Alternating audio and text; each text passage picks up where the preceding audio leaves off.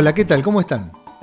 Esto es el Archivo Audiovisual de Coronel Dorrego, un canal de YouTube dedicado a difundir y registrar material histórico audiovisual referente a la localidad de Coronel Dorrego y a su zona de influencia en el sudeste bonaerense, a nuestra provincia de Buenos Aires y, por qué no, nuestro país todo. Año 1983. Con la recientemente recuperada democracia, visitaba nuestra localidad Oscar Allende, dirigente y candidato presidencial del partido Intransigente. En aquella oportunidad, el periodista Hugo Segurola le realizó una entrevista, cuyo audio vamos a compartir a continuación. ¿La escuchamos? La presencia del doctor Oscar Allende en Coronel Dorrego nos permite a los medios de prensa locales estar en contacto con él, ante todo el agradecimiento por la deferencia de atendernos. Y yo el agradecimiento a ustedes por compartir esta mañana. Doctor, agosto de 1983, muy próximos al gran paso de los argentinos de recuperar las instituciones y volver a la democracia. ¿Cómo observa usted el panorama que se presenta en la actualidad en este paso de transición hacia el 30 de octubre? Viene como consecuencia de 7 largos años de una asociación ilícita entre las multinacionales y la llamada ideología de la seguridad nacional. Una y otra se necesitaban. Las multinacionales necesitaban el régimen de terror y miedo para poder implantarse, de supresión de toda vida civilizada, de partidos políticos, sindicatos, voz ciudadana, libertad en las aulas. Y a su vez, las cúpulas militares, una vez más, como es tradición en Latinoamérica y lamentable tradición en la Argentina, al servicio de intereses extraños, necesitaban también vivir de la ilusión económica, pensando que con el sistema aplicado en los países en pleno desarrollo económico, financiero y productivo, la Argentina podía salir adelante. De manera que la situación del país es hoy de una práctica bancarrota. No hay espacio indemne, todo está afectado. Y esto presenta una enorme cantidad de dudas y de prevenciones con respecto a la suerte del futuro gobierno constitucional. Por eso creemos que debe efectivizarse una unidad muy sólida de todos los argentinos, haciendo lo inverso de la dependencia y de sus agentes, es decir, ejecutando un claro programa de liberación nacional. No hay duda que esto va a ser dificultoso, pero es posible. La Argentina es uno de los pocos países del mundo con capacidad productora de energía y alimentos, a costos más bajos que los de otros países del mundo, y por sobre todas las cosas, yo creo que después de más de 40 años, desde 1930, en los que tenemos presencia directa, semidirecta o indirecta de las cúpulas militares en el poder, vamos a vivir la experiencia apasionante, conmovedora, de que el pueblo una vez más va a intentar torcer los intereses extraños y los que sirven a esos intereses desde adentro. Doctor, usted hablaba de unidad y alguna vez usted también lo dijo, de la creación de un tercer gran movimiento nacional. ¿Este movimiento nacional serviría para dejar de lado las antinomias? Naturalmente, yo creo que la antinomia es una antigua trampa del enemigo, por otra parte histórica, para entretener con luchas intestinas, y desde luego esto no implica que nosotros querramos una democracia autoritaria y uniformada, ¿no es cierto? Porque la democracia tiene que ser pluralista, y cuando nosotros en la Convención Nacional de 1975 repetimos una vez más la idea del tercer movimiento histórico, lo hicimos con absoluto respeto a las militancias, que no queremos que nadie deje de costado, sino porque creemos que en el tema vital, en el diagnóstico sobre los porqué y las causas de este deterioro argentino y en las medidas a tomar, haya una compactación de valores nacionales, de energías, de convicciones, para que de esa manera podamos salir de una etapa tan ruinosa como por la que estamos transitando. Y la razón es la siguiente: aquí hubo dos pronunciamientos populares, como anoche lo destacaba, la respuesta positiva a la libertad y la emancipación nacional después de 1810-1816 fue muy clara. Pero en la segunda dependencia, imperio inglés, en la tercera dependencia, multinacionales, los pronunciamientos populares se han quedado aplastados deliberadamente. No se permitió que el pueblo pudiera expresarse. Pero también es cierto, como anoche lo destacaba en la cena el doctor Lorences, que esos dos movimientos populares no pudieron cumplir con su rol de liberación, porque a su término uno y otro, tanto el radicalismo irigoyenista como el peronismo pueblo, los aparatos de penetración no solo quedaron intactos y de dominio de la oligarquía, sino que yo diría quedaron fortalecidos. De manera que ahora la Argentina debe ir a una nueva respuesta. Por una razón elemental, no podemos engañarnos con respecto a las intenciones del enemigo, máxime en un momento en que el mundo vive una hora de conflicto, en que no sabemos qué puede pasar en cualquier momento. Hay 1 millón de Hiroshimas tendidos sobre el cielo del mundo, sobre todo sobre el cielo de Europa, y entonces puede ser el restablecimiento de esta tercera dependencia, o puede ser una nueva forma más sutil todavía de dominio y de opresión, porque los países nórdicos viven apropiándose de los excedentes de capitalización de los países del sur. No es una cuestión ideológica, porque derechas e izquierdas se unen. En Francia, por ejemplo, lo demostraron, y en Inglaterra y en Estados Unidos, porque los ingresos de sus propietarios y de sus trabajadores van a ser más suculentos en la medida en que nos exploten con más intensidad, en que puedan alterar los términos del intercambio, pagarnos poco la materia prima y muy mucho la materia elaborada. Entonces tenemos que vivir en prevención, en un diagnóstico cierto y en una actitud instrumental también que implique que frente a ese enorme poder estamos unidos, y unidos además, compactados en Latinoamérica, con la solidaridad de todos los países explotados del mundo, los que se llaman del tercer mundo, justamente los países que piadosamente nos llaman en desarrollo, porque creo que este es el único camino para poder defender lo propio y lo nuestro. Doctor, usted se refería a Latinoamérica y hay necesidad de integración con Latinoamérica después de la experiencia vivida en Malvinas, esencialmente. Esta integración se va a dar seguramente en la medida de que se logre la institucionalización no solamente de la Argentina, sino de los demás países que en la actualidad tienen gobiernos de facto. Yo creo, he estado conversando hace 3 días con la multipartidaria de Chile, con el señor Hamilton, que lo envió mi amigo Gabriel Valdés, y con grupos socialistas que también han integrado los otros, diríamos, las otras expresiones políticas del país hermano, y realmente ya Chile está en un tremendo deterioro. El tiempo de Pinochet, más tarde o más temprano, ya está contado, ya no puede seguir adelante. De manera que no hay duda que la democratización de la Argentina se va a extender periféricamente.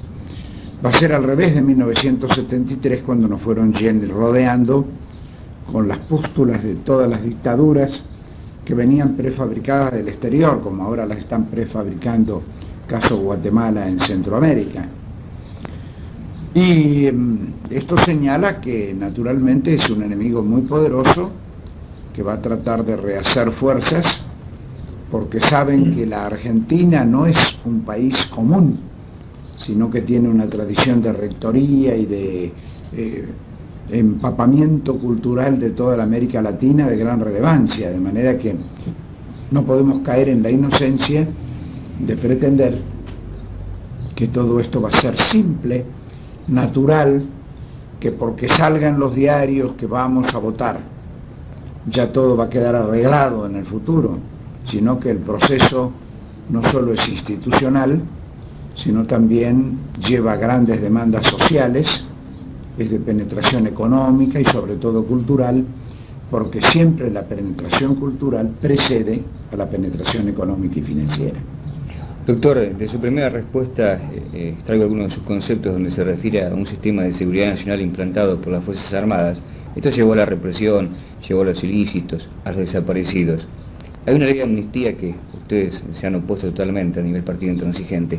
¿Esta ley de amnistía se puede entender como una ley de autoamnistía? Se pretende ser, porque incluso por ahí, pero no sé, yo no la conozco a la ley, pero periodísticamente trascendió que le pondrían una fecha anterior a la del año pasado, cuando llegaron los nuevos comandantes en jefe, como si estos comandantes en jefe hubieran sido enanitos de jardín antes del año 82. Ellos han sido también corresponsables en las cosas que han ocurrido en la República. Además, esto no tiene valor jurídico, ni institucional, ni moral, porque nosotros que tenemos dos diferencias fundamentales con el llamado radicalismo del pueblo.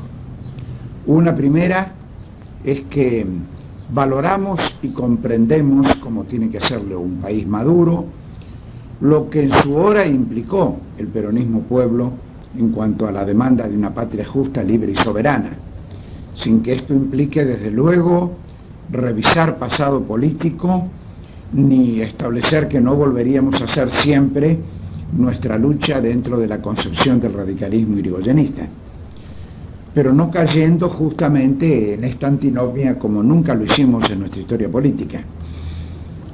Y además, nosotros, y este es el caso, no hemos colaborado nunca con los gobiernos de facto. Nosotros, que piense usted, si me permite, hay que señalar que el antiguo radicalismo se divide porque un grupo le da ministros, Alconada Aramburú, consuegro de Alfonsín, ministro del Interior, el señor Cabral en Comunicaciones, y nada más ni nada menos que el que fue después ministro de Economía de Ilía, Blanco, como ministros de la llamada Revolución Libertadora. Y la llamada Revolución Libertadora fue la que dividió el antiguo radicalismo. Un grupo se fue en la colaboración, se hizo oficialista. Otro grupo, que fue la Unión Cívica Radical Intransigente, mantuvo una posición de lealtad al pueblo. Yo fui presidente del grupo mayoritario en la Convención de Santa Fe, no nos complicamos en esa trampa justificativa, era una especie de amnistía de aquel tiempo, ¿no es cierto? Y después ellos hicieron lo mismo con la llamada Revolución Argentina, le dieron como ministro del Interior nada más ni nada menos que el antiguo presidente de la Cámara de Diputados, Arturo Monroy. Él, conjuntamente con Lanusse, nos despojaron de las 3 primeras palabras del nombre, porque habían tramado la segunda vuelta, que estaba destinada, como lo confiesa Lanusse en su libro Mi Testimonio, a que el antiperonismo unido, Balbín, Manrique, le ganaran al peronismo. Para eso, claro, preveían que el peronismo no iba a sacar el 50% de los votos, lo tuvo y se fraguó la maniobra. Y ahora este gobierno también le han dado colaboradores, es decir, los embajadores en Francia, Tomás de Anchorena y Rubén Blanco en el Vaticano, que actualmente son presidente y vice de la Comisión de Finanzas del radicalismo de la calle Alsina, Hidalgo Solá, fallecido en la forma desgraciada que se conoce, que asumió, como me lo dijo él personalmente, con autorización de su partido, y últimamente González del Solar, nombrado en agosto del año pasado, con un trámite previo de 7 días, insólito diríamos, en el momento en que Reagan quería modificar sus relaciones con América Latina y sobre todo con la Argentina, que es un militante activo del alfonsinismo y del radicalismo de la calle Alsina, y si fuera naturalmente embajador en Tanzania o Mozambique no diríamos nada, porque habría un pequeño detalle nada más, pero es el embajador argentino en los Estados Unidos. Y por otra parte, todo esto coincidió con un viaje de Orfila, que es un argentino pagado por los Estados Unidos, y la incorporación a ese mismo sector del radicalismo del señor Joffre, secretario de Videla, y sus dos subsecretarios afiliándose a ese partido. De manera que nunca hemos colaborado con los poderes de facto y tenemos autoridad para señalar que para nosotros todo lo que implique ejercicio del poder constituyente por parte del poder constituido carece totalmente de valor. No solo, como lo dije anoche, merece la sanción de los artículos 29 y 22 de la Constitución Nacional, sino, y en esto discrepé fraternalmente con el doctor Luder, que piensa que una amnistía tiene una aplicación irreversible, señalé que en mi criterio había que proceder como en 1946 y analizar decreto por decreto del poder de facto. Porque esto tiene que ser aleccionador y para que nunca más haya una dictadura en la República. Entonces aquello que es aprobado, que es necesario hacerlo para no alterar el orden jurídico, el Congreso lo podrá aprobar. Pero cuando tiene un destino tan inmoral como este de la autoamnistía, naturalmente pienso que el Congreso de la Nación no habrá de ratificarlo. Este es nuestro concepto con respecto a la ley de amnistía. Doctor, usted se refería a la oposición que siempre han manifestado hacia los gobiernos de facto. ¿Es cierto que usted nunca llamó presidente a los generales que ocuparon la presidencia? ¿Y cómo se sabe eso?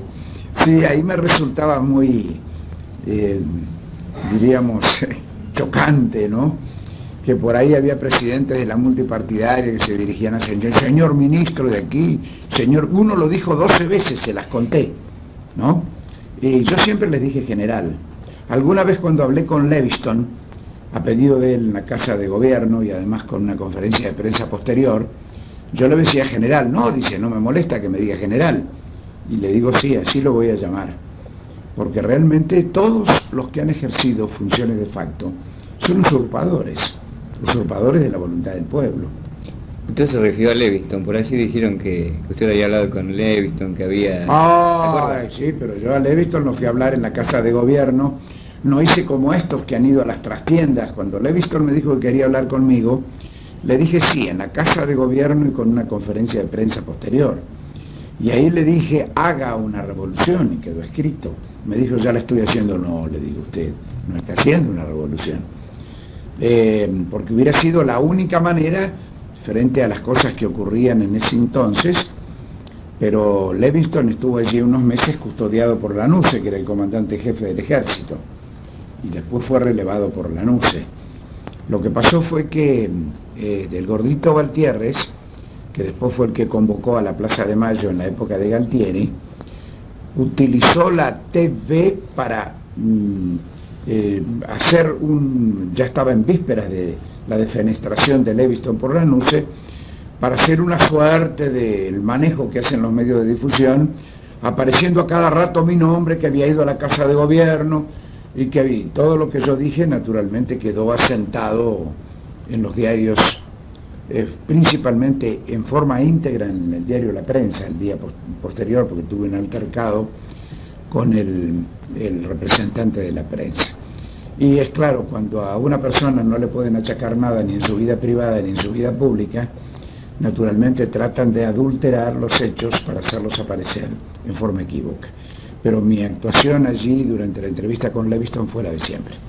Doctor, tenemos pies descalzos, desnutrición infantil, tenemos serios problemas de educación y que los chicos puedan estudiar como realmente corresponde, y a su vez tenemos un alto porcentaje del presupuesto nacional dedicado a las armas. ¿Cómo se revierte todo esto? Bueno, yo creo que justamente una situación de paz con Chile, el problema de Malvinas es diferente.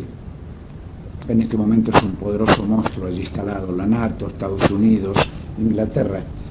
A veces pienso si todo esto no habrá sido deliberado, y esto que estaba leyendo en el diario de hoy, la entrevista de Galtieri en la Isla Contadora, que García Lupo es un hábil escudriñador, y si él lo dice, Rogelio García Lupo, Pajarito García Lupo, debe ser cierto. Está en el diario de hoy, lo he leído hoy. Siempre me causó preocupación, como conozco todas las cosas que han ocurrido en el tema Malvinas. Yo fui el único que el 2 de abril pidió reunión inmediata de la TEAR y de la OEA, Frondizi se opuso. No fui a Malvinas, no acepté viajar por el mundo a expensas del Estado y con pasajes del Estado para dar explicaciones que otros dieron, y por otra parte el 20 de abril pedí la renuncia del canciller. Naturalmente son cosas que no salieron en los diarios entonces porque había una rígida censura. En mi libro Complot contra la Democracia yo trato estos temas. Bueno, siempre me pregunté si no habría sido todo un poco como fue lo de Haig, que empujó la invasión del Líbano por Begin y después se alejó del panorama, pero cumplió porque autorizó.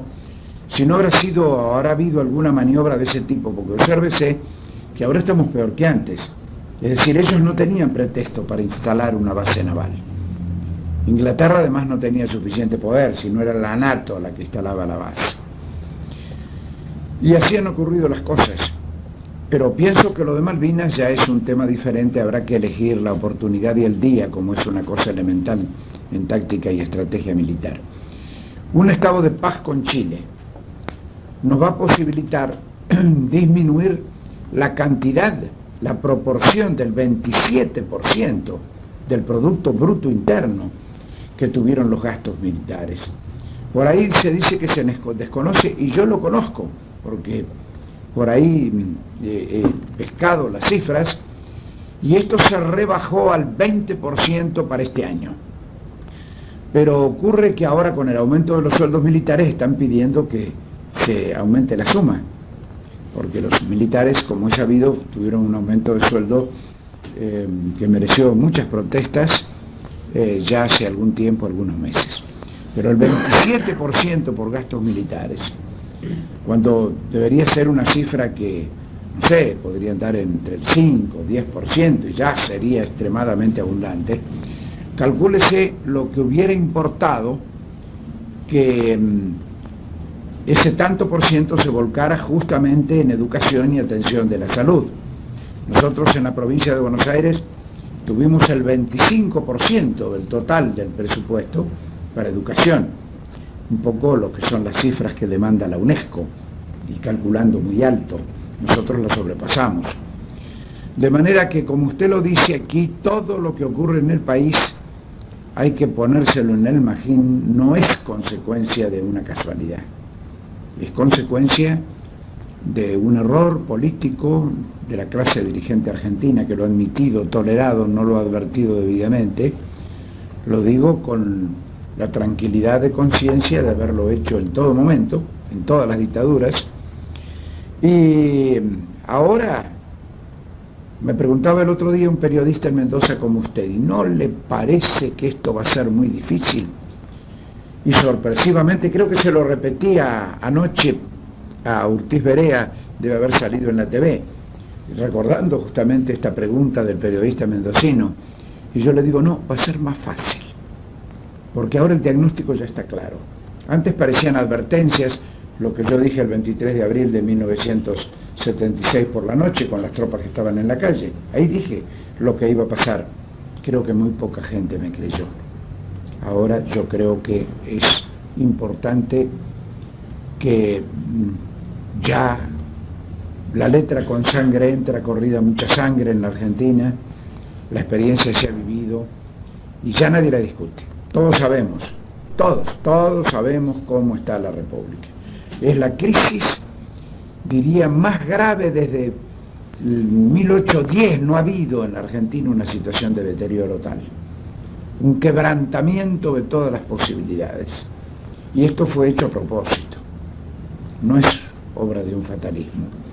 De manera que si lo comprendemos, si señalamos la necesidad de unión, de que las Fuerzas Armadas nunca más puedan tener poder para derogar gobiernos constitucionales y la voluntad del pueblo, y que sepan de que es votando, porque hay una cosa que quizá sea importante decir, y me viene en este momento al recuerdo. También de la situación del último gobierno responsable de la cúpula militar. Porque el señor Lanusse estableció un acta institucional anulando las elecciones del año 75. Extendió el mandato de los legisladores a 4 años y que no hubiera elecciones en el 75. ¿Qué hubiera ocurrido si después de la muerte de Perón en el 74 el pueblo hubiera podido votar? Renovando por lo menos la mitad de la Cámara de Diputados. Entonces ya hubiera habido una composición de la Cámara de Diputados muy distinta, porque hubieran entrado alguna gente no con ese triunfalismo del año 73, sino que debieron haberse adecuado a una nueva situación del partido que estaba en el gobierno. Nosotros lo dijimos en el 74, en una reunión que presidió el señor Duilio Brunello, inmediatamente después de la muerte del general Perón. Presentamos allí nuestras declaraciones, le dijimos a la señora Presidente que debía cumplir con el mandato de liberación del pueblo y que si no iba a perder legitimidad si no cumplía ese mandato, y no lo cumplió. No hubo programa de liberación, hubo programa de López Rega. Entonces, así fueron las cosas. Pero si el pueblo hubiera podido votar y no votó por culpa de Lanuse, entonces ya hubiera habido otra posibilidad. Podríamos decir que era el pueblo, sus representantes, los que asumían la responsabilidad. Y sin embargo, los legisladores elegidos en 1973, como tenían mandato hasta 1977, violando la Constitución, que establece que la Cámara de Diputados tiene que renovarse por mitades cada 2 años, bueno, una obra más de la dictadura, una responsabilidad más. Doctor, a los malos militares los juzgamos, y a los buenos, ¿cómo los integramos a la democracia? Cumpliendo la Constitución acabadamente, es decir, en ese sentido ha habido una extremada debilidad. Aquí el generalísimo en jefe es el presidente de la nación, es el jefe supremo de la República, es un gobierno presidencialista.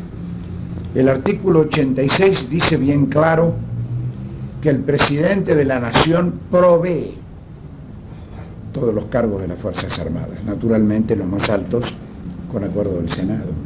Él los provee, él los propone. Quiere decir que el presidente puede nombrar hasta el último jefe de un regimiento, que aquí no hay necesidad de comandantes en jefe de las fuerzas. Hay que volver al régimen del tiempo anterior, en donde había un inspector general del ejército, inspeccionaba, pero el comandante era el presidente de la nación. Por otra parte, también el mismo artículo señala que el presidente dispone de las Fuerzas Armadas. Disponer de las Fuerzas Armadas es ejercer en plenitud esa función de comandante general en jefe que le asigna el mismo artículo de las Fuerzas de Aire, Mar y Tierra. Todo depende de las agallas y de la disposición que tenga el presidente para cumplir la Constitución. Nosotros, desde luego, sabemos, no hay país en el mundo que carezca de Fuerzas Armadas. Nosotros las queremos como instituciones de la República que sirvan y sientan la democracia. Las queremos con espíritu belgraniano y sanmartiniano. No hay que olvidar que San Martín alguna vez dijo: esta espada nunca saldrá de la vaina por motivos políticos. Esta espada nunca se manchará con sangre de argentinos. Ese ejército es el que queremos tener y espero que lo tengamos. El ciudadano Allende, ¿qué espera para el futuro del país? Tengo un cierto optimismo. No va a ser extremadamente fácil, pero si vamos a una democracia rebosada y renovada, de participación popular, de contralor de gestión, una democracia que no se transforme en una simple y vana palabra, que otorgue a todos, como lo dijo anoche Lorences en el acto de Dorrego, igualdad de oportunidades y de conocimiento frente a la vida, a todos, y que además cada tema barrial, municipal, provincial, de magnitud, sea debatido en el seno del pueblo, sin temor a las ideas, que es tener temor a la vida, y después se coloque la urna y la gente vote seguido. No democracia de votaciones, entendámonos, sino democracia de deliberación, donde la gente puede ejercer el derecho de revocatoria cuando el gobernante es malo, o de referéndum, o de plebiscito en los grandes momentos del país. Es decir, renovar la práctica perdida de la democracia. Y con la unidad del pueblo, es decir, sin el chisporroteo falso de la gente que bloquea a quien tiene la mayoría para gobernar, o que no hace aportes lúcidos, porque aquí no va a haber ningún partido que pueda gobernar por sí solo. Acá van a tener que gobernar todos los partidos. La situación va a ser extremadamente difícil. Si se cumplen estas condiciones elementales, yo creo que todo andará bien. Doctor, le agradezco la deferencia que ha tenido para conmigo. Quedan los colegas de la prensa. Bueno, como no, con gusto. Quizá quisiera agregar que el partido intransigente va a ser uno de los, diríamos, 4 partidos que va a tener representación en todos los distritos nacionales. Ya tenemos legalizados 23, nos falta Mendoza, se están cumpliendo los últimos trámites. Y de esos 4 hay uno que realmente es una expresión patronal, como es el desarrollismo, de manera que no creo que tenga mayor injerencia ni respaldo popular. De manera que desde el punto de vista de la movilización, que es lo que se ve cuando hay que tener la gente en la calle, cosa que hasta ahora justamente el desarrollismo nunca ha demostrado, nuestras columnas juveniles han sido las segundas últimamente, en las movilizaciones ahora va a haber otra el 11, y vamos a hacer seguramente somos ya una de las 3.